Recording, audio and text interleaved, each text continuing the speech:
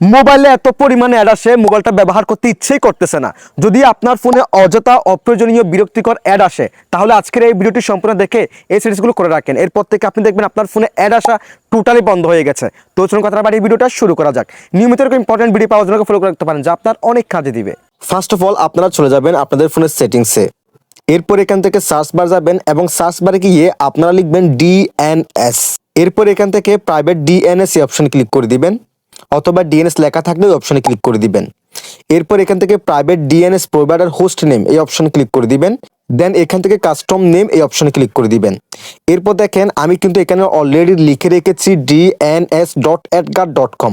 হুবহু আপনারা এই নামটি লিখে এখানে সেভ অপশনে ক্লিক করে দিবেন। আবার বলতেছি dns.adguard.com এই লেখাটা লিখে যখন আপনি এখানে সেভে ক্লিক করে দিবেন, এরপরে দেখবেন আপনার ফোনে অযথা অপ্রয়োজনীয় বিরক্তিকর অ্যাডস আসা অনেকাংশে বন্ধ হয়ে গেছে। এটা আমি নিজে করে রেখেছি, আমি নিজে কিন্তু এটার প্রমাণ।